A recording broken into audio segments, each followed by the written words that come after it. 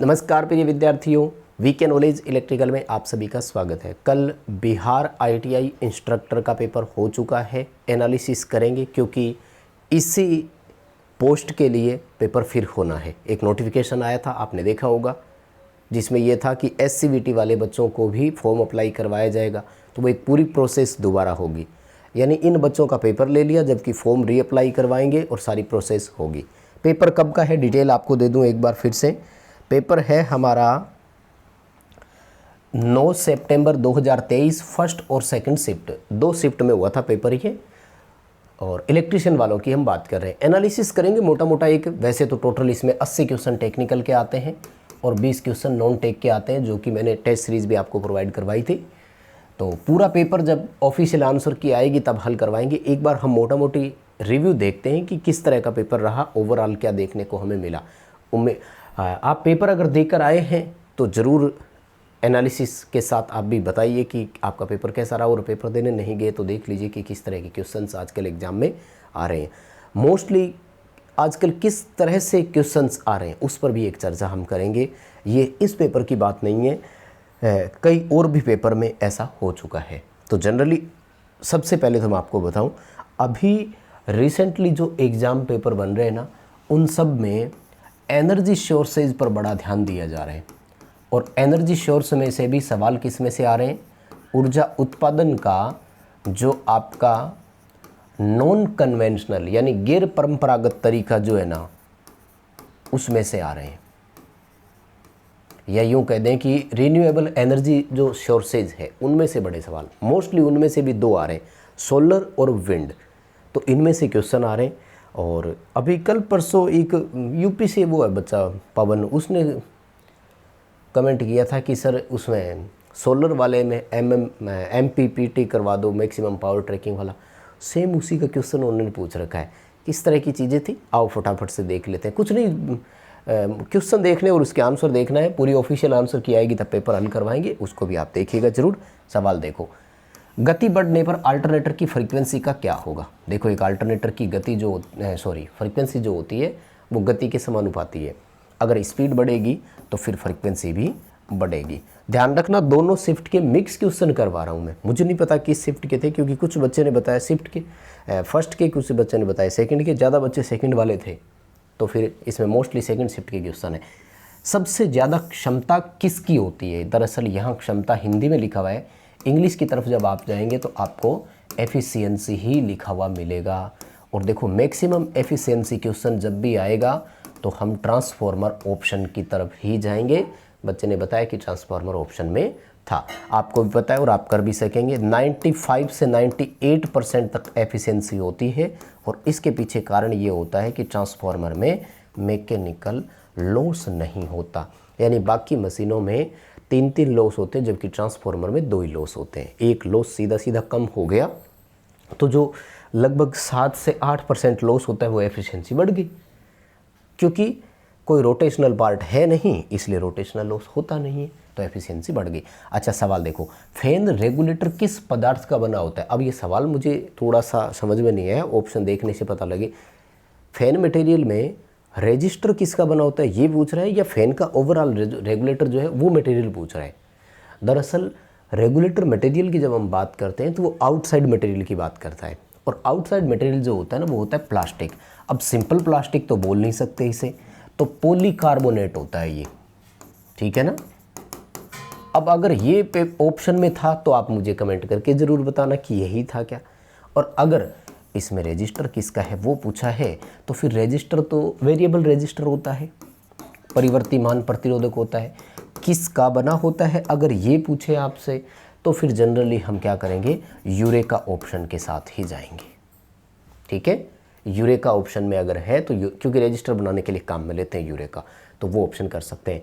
I think material शब्द जब भी आता है ना तो वो शायद इसके कवरिंग और उसकी बात करता है हमेशा। तो मुझे लगता है पॉलीकार्बोनेट वाला ऑप्शन आपके सामने आया होगा, बताइएगा ज़रूर जो बच्चे पेपर दे कर आए, ठीक है। अच्छा, अब जैसे भी बच्चे ने भाई लिखा है ना, हमने वैसा ही आपके सामने छाप दिया है। ट्रांसफार्मर में शॉर्ट सर्किट टेस्ट किसके लिए होता है, तो बड़ा सिंपल सा है। पहला ऑप्शन तो आपको देखना है, शॉर्ट सर्किट टेस्ट जब भी आ जाए कॉपर लॉस। आजकल वो अपन से ज़्यादा शाना हो गया, पेपर वाला समझदार हो गया, तो वो कॉपर लॉस का ऑप्शन नहीं देता।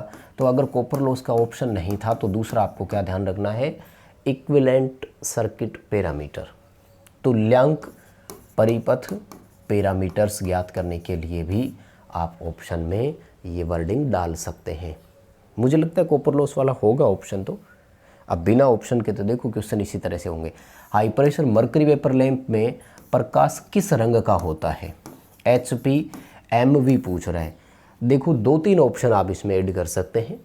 पहला ऑप्शन तो हल्की नीली अगर ऑप्शन में हो तो ठीक है, और दूसरा ऑप्शन अगर ये वाला हो सफ़ेद नीली तब भी ठीक है। ब्लूइश वाइट बोल सकते हो, वाइटिश ब्लू बोल सकते हो, जो भी ऑप्शन था। खैर अब इंग्लिश की साइड क्या था आप मुझे बताएंगे। हल्की नीली रोशनी बोल सकते हो या सफ़ेद नीली रोशनी बोल सकते हो, सबसे अच्छा ऑप्शन यही रहेगा। DC मोटर किस रूल का यूज करती है? देखो कार्यकारी सिद्धांत पूछा है तब तो मोटर में भी फेराडे का नियम ही बोलना है हमें, क्योंकि विद्युत चुम्बकीय प्रेरण ही दरअसल लागू हो रहा है, वहीं से आंसर आ रहा है। और अगर मोटर की डायरेक्शन ऑफ रोटेशन के संदर्भ में था तो फिर फ्लेमिंग का लेफ्ट हैंड रूल करना था। ठीक है, अब रूल अगर बच्चे ने पूछा है तो, क्योंकि कई बार क्या लिखते टाइम बच्चे भी तो शॉर्ट में ही लिखते हैं कि हाँ समझ ही जाएंगे रूल शब्द वहीं से आ रहा है, तो मुझे लगता है फ्लेमिंग लेफ्ट हैंड रूल आपका ऑप्शन यहाँ सही था। वही मोटर की डायरेक्शन ऑफ रोटेशन वाला पूछ रहे होंगे तो बाएं हाथ का नियम ठीक है। अच्छा वैसे देखो क्या होता है कि क्वेश्चन जो याद रहते हैं ना वो हमेशा इजी क्वेश्चन याद रहते हैं। तो टफ क्वेश्चन में क्या क्या था वो तो जब अपना मेन पेपर पूरा मिलेगा तभी आपको करवा पाएंगे। मैग्नेटिक इंटेंसिटी किस प्रकार की राशि है? देखो चुंबकीय तीव्रता, पूरा नाम होता है मैग्नेटिक फील्ड इंटेंसिटी, चुंबकीय क्षेत्र की तीव्रता। देखो इंटेंसिटी जो होता है ना इसमें हमेशा डायरेक्शन इंक्लूड होती है, ये ध्यान रखना। और दिशा अगर किसी राशि में है तो उसे सदिश राशि बोलते हैं, इंग्लिश में बोलेंगे वेक्टर। यानी मैग्नेटिक इंटेंसिटी जो है वो वेक्टर राशि है। ठीक है, सदिश राशि में इसे डाल देना। जर्मेनियम की वोल्टेज ड्रॉप तो 0.1 से लेकर 0.3 वोल्ट मानते हैं। जनरली ऑप्शन देने वाला आपको 0.3 वोल्ट ऑप्शन देता है तो नो डाउट। सिलिकॉन का 0.7 है ना। वोल्टेज ड्रॉप लिखिए, ध्यान रखना। बैरियर पोटेंशियल पूछ रहा है यहाँ पर, फॉरबिडन एनर्जी वाला नहीं, वो 0.72 इलेक्ट्रॉन वोल्ट होता है जी। ये देखो 9वां सवाल क्या कह रहे हैं। 200 वोल्ट पर 20 ओम का एक रेजिस्टेंस लगा हुआ था, परिपथ में धारा चल रही थी। एक रेजिस्टेंस इसके पैरेलल में और लगाने पर करंट दोगुना हो जाती है। रेजिस्टेंस का मान क्या है? सवाल ये कह रहा है कि एक रेजिस्टेंस ऐसे लगा हुआ था, ठीक है ना, 200 वोल्ट की इसको सप्लाई दी, 20 ओम इसका मान था। वो कहता है कि एक रेजिस्टेंस इसके पैरेलल में जैसे ही और लगाया ना तो यहाँ परिपथ में चलने वाली धारा दोगुनी हो गई।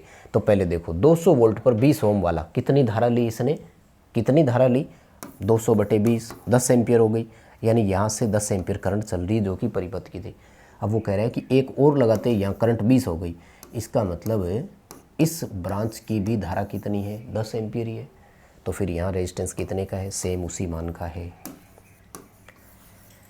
यानी जो नया प्रतिरोध हमने लगाया है वो भी कितने का है? 20 ओम का ही है। सिंपल सा सवाल था, आई थिंक आप करके भी आए होंगे।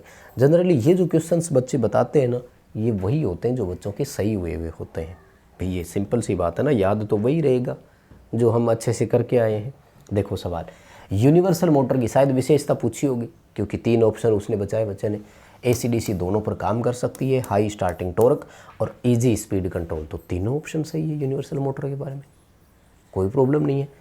तो फिर ऑल अबोव वाला ऑप्शन इसमें होगा। आई थिंक ये सबसे सही ऑप्शन भी है ना। सवाल देखो क्या करें, यूनिवर्सल मोटर का पावर फैक्टर कितना होता है? अब देखो ये आंकड़ों के मामले में पहली बार सवाल आया। अगर वेरी, लो, हाई इस तरह का सवाल हो तब तो हम हाई ऑप्शन की तरफ जाते, यानी उच्च होता है, कोई बात नहीं। लेकिन अगर वैल्यूएशन के तौर पर जाए ना तो जनरली 0.7 से 0.9 के बीच में पावर फैक्टर बताया जाता है। अब घटते बढ़ते वैल्यू के हिसाब से भी अगर अपन देखें वैल्यू को तो इसका 0.9, तो जो 0.7 है ना। अब देखो एक चीज़ और ध्यान रखना, जो लो मान होता है ना वो हमेशा नो लोड की साइड का होता है। तो नो लोड पर 0.7 होता है, बढ़ते बढ़ते यूनिटी तक जाता है और फिर लोड पर आकर के रेटेड हो जाता है, यानी ऑन लोड। नो लोड से ऑन लोड होता है। तो अब सवाल किसका पूछा था एग्जैक्टली वो ध्यान रखना। अगर नो लोड का है तो 0.7 के आसपास कर देना, और अगर फुल लोड का पूछा है रेटेड लोड का तो 0.9 कर देना, दोनों सही माने जाएंगे। ठीक है, क्वेश्चन किसका था बस यही आपको ध्यान रखना है। अगला सवाल देखो, 3 फेज लाइन में करंट और वोल्टेज के बीच फेज अंतर कितना होता है। अब ये देखो थोड़ा सा सवाल मुझे अलग लगा। पहली पॉइंट तो ये ध्यान रखना है कि 3 फेज में जो 120 डिग्री का अंतर है ना, वो तो आपस में तीनों फेजों के बीच का अंतर है 120 डिग्री।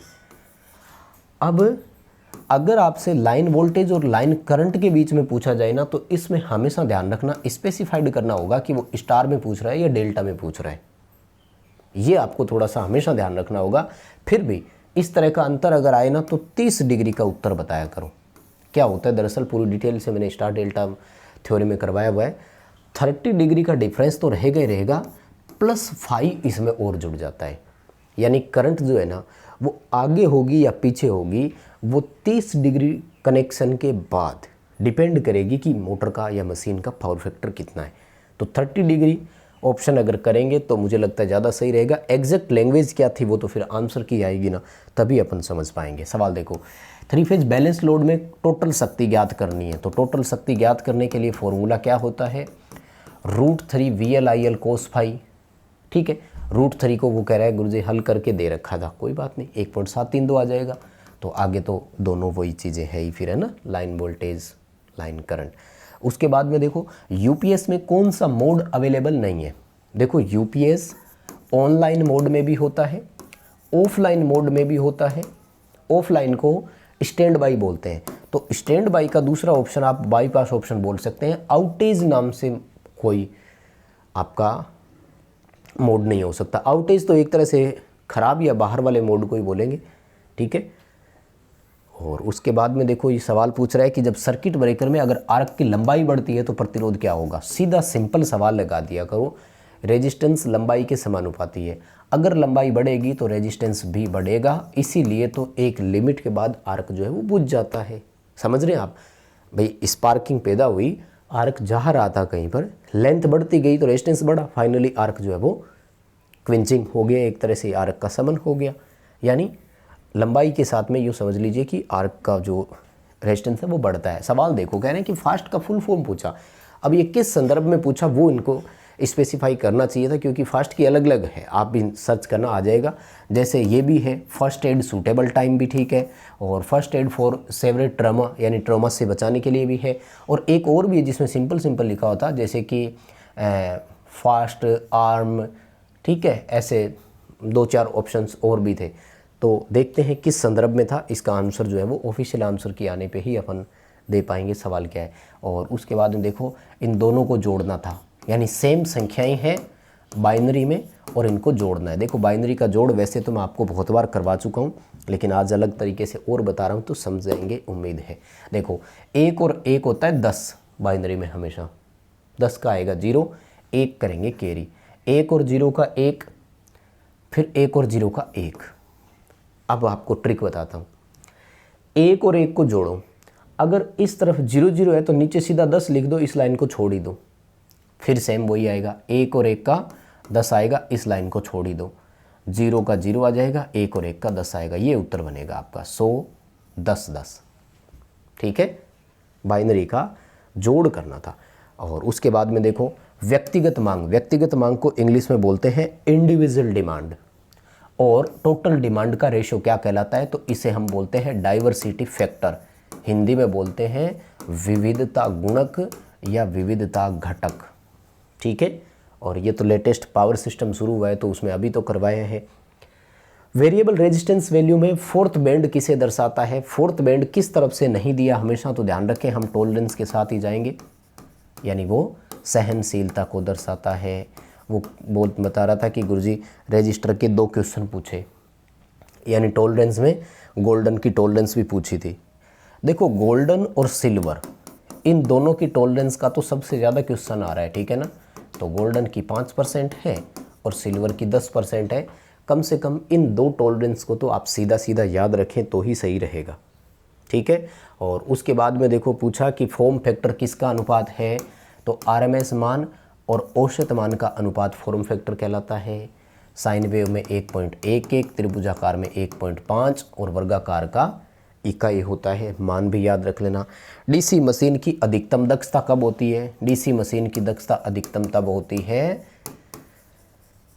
जब कांस्टेंट लॉस वेरिएबल लॉस के बराबर हो जाए, ठीक है, स्थिर हानियां परिवर्तित हानियों के बराबर हो जाए तब। और मैक्सिमम पावर डेवलप का पूछा है तब ध्यान रखना बेक ईएमएफ सप्लाई वोल्टेज का आधा हो।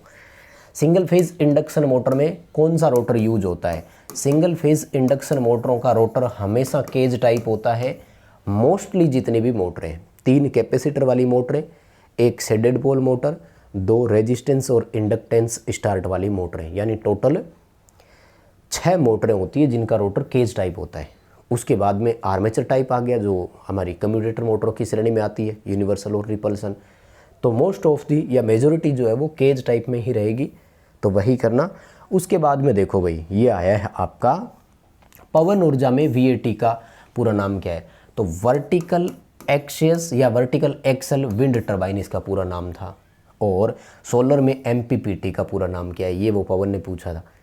तो पूरा नाम इसका है मैक्सिमम पावर पॉइंट ट्रैकिंग, ठीक है। फुल फॉर्म के 3-4 क्वेश्चन थे, बच्चे ने बताया था, ठीक है। इन दोनों का भी याद रखना बहुत ही बढ़िया है। स्लिप निकालने के लिए भी एक सवाल आया था गुरुजी, स्लिप का कोई फॉर्मूला आया होगा, फॉर्मूला सबको याद ही है। और फुल वेव डायोड वाले की एफिशिएंसी पूछी 81.2, ठीक है, 40.6 हाफ वेव की है, 81.2 उसकी है, बस। और है क्या, हाँ अच्छा, सेट स्क्वायर का एंगल पूछा था, वेरी गुड। देखो सेट स्क्वायर का मतलब होता है कि 2 सेट ऐसे होते हैं जो मिलकर के स्क्वायर बनाए, 2 सेट जो मिलकर के स्क्वायर बनाए। तो इसमें क्या होता है कि एक एंगल तो 90 डिग्री का होता है और 2 होते हैं 45-45 के, यानी 90, 45 और 45। और ये वाला जो सेट होता है ना, इसमें एक 90 का, एक 60 का और एक 30 का होता है। तो ऑप्शन के हिसाब से फिर 30 से 60 वाला ही करेंगे, क्योंकि 30 भी आ गया, 45 भी आ गया, 60 भी आ गया और 90 ऑप्शन में है नहीं, है ना।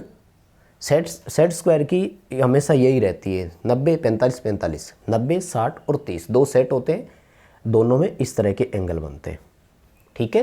तो बस प्रिय विद्यार्थियों, ये थे लगभग 28 क्वेश्चन जो अलग अलग बच्चों ने सेंड किए थे, उनमें से लिए। और भी बहुत, अब सुबह तक तो बहुत क्वेश्चन आ गए थे, लेकिन पीडीएफ पहले ही तैयार हो चुकी, तो मैं क्या इतना ही करवाएंगे, बाकी पेपर पूरा हल ज़रूर कराएंगे। वीडियो लाइक करेंगे, चैनल सब्सक्राइब करेंगे, डिस्क्रिप्शन में लिंक दिया है, हमारा एंड्रॉयड ऐप डाउनलोड कीजिए। इसी तरह के एग्ज़ाम पैटर्न पर आधारित टेस्ट सीरीज़ अवेलेबल है, आप ले सकते हैं।